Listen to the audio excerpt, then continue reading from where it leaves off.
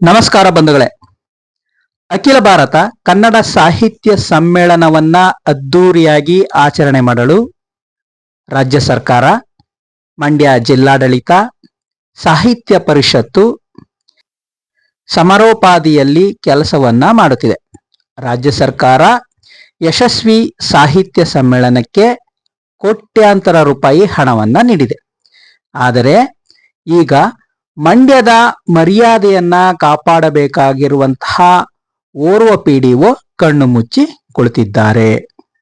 ಸಮ್ಮೇಳನ ನಡೆಯುವಂತಹ ಕೇವಲ 500 ಮೀಟರ್ ದೂರದಲ್ಲಿರುವಂತಹ ಒಂದು ರಸ್ತೆ ಅಭಿವೃದ್ಧಿಯನ್ನ ಕಾಣದೆ ಮಂಡ್ಯದ ಮರ್ಯಾದೆಯ ಕೇಂದ್ರ ಸ್ಥಾನವಾಗುತ್ತಿದೆ.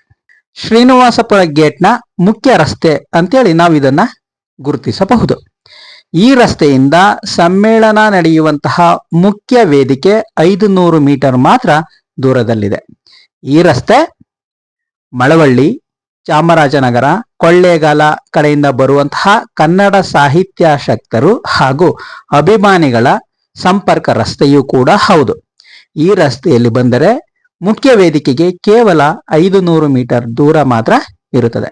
ಆದರೆ ಈ ರಸ್ತೆಯ ಅಭಿವೃದ್ಧಿಯನ್ನ ಮಾಡಬೇಕಾದಂತಹ ಮಂಡ್ಯದ ಶಾಸಕರು ಹಾಗೂ ಉಮ್ಮಡಹಳ್ಳಿ ಗ್ರಾಮ ಪಂಚಾಯಿತಿ ಅಭಿವೃದ್ಧಿ ಅಧಿಕಾರಿ ಕಣ್ಣು ಮುಚ್ಚಿ ಕುಳಿತಿದ್ದಾರೆ.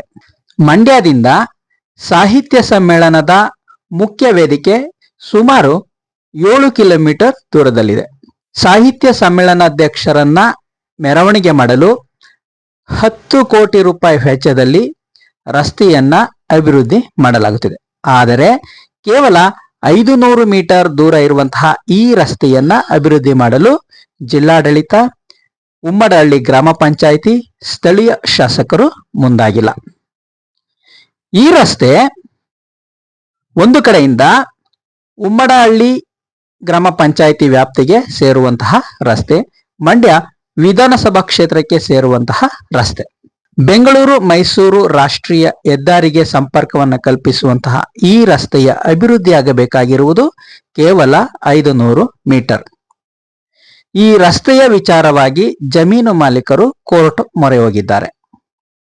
ಆದರೆ ಜಮೀನು ಮಾಲೀಕರ ಮನವೊಲಿಸಿ ರಸ್ತೆಯನ್ನ ಅಭಿವೃದ್ಧಿ ಮಾಡಬೇಕಾದಂತಹ ಪಿಡಿಒ ಕಣ್ಣು ಮುಚ್ಚಿ ಕುಳಿತಿದ್ದಾರೆ. ಶಾಸಕರು ಇತ್ತ ಕಡೆ ಗಮನವನ್ನೇ ಹರಿಸುತ್ತಿಲ್ಲ. ಸುಮಾರು 10 ಲಕ್ಷ ಕನ್ನಡ ಅಭಿಮಾನಿಗಳು ಸಮಾರಂಭಕ್ಕೆ ಬರುವಂತಹ ಸಾಧ್ಯತೆ ಇದೆ.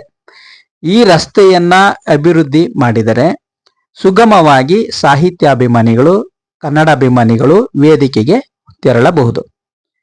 ಮತ್ತೆ ಸಾರಿಗೆ ಸಂಪರ್ಕಕ್ಕೂ ಕೂಡ ಉತ್ತಮವಾದಂತಹ ಸಂಪರ್ಕ ರಸ್ತೆ ಆಗುತ್ತದೆ. ಆದರೆ ಇದುವರೆಗೂ ಕೂಡ ಜಿಲ್ಲಾಡಳಿತ, ಸ್ಥಳೀಯ ಶಾಸಕರು, ಸ್ಥಳೀಯ ಪಿಡಿಒ ಈ ರಸ್ತೆಯ ಅಭಿವೃದ್ಧಿಯ ಕಡೆ ಗಮನವನ್ನೇ ಕೊಟ್ಟಿಲ್ಲ. ಸಮ್ಮೇಳನ ನಡೆಯಲು ಕೇವಲ 24 ದಿನಗಳು ಮಾತ್ರ ಉಳಿದಿವೆ. 24 ದಿನ ಉಳಿದಿರುವ ಹಿನ್ನೆಲೆಯಲ್ಲಿ ಇನ್ನಾದರೂ ಈ ರಸ್ತೆಯ ಅಭಿವೃದ್ಧಿಯನ್ನ ಜಿಲ್ಲಾಡಳಿತ ಮಾಡಲಿ ಎಂಬುದು ನಮ್ಮ ಆಶಯ.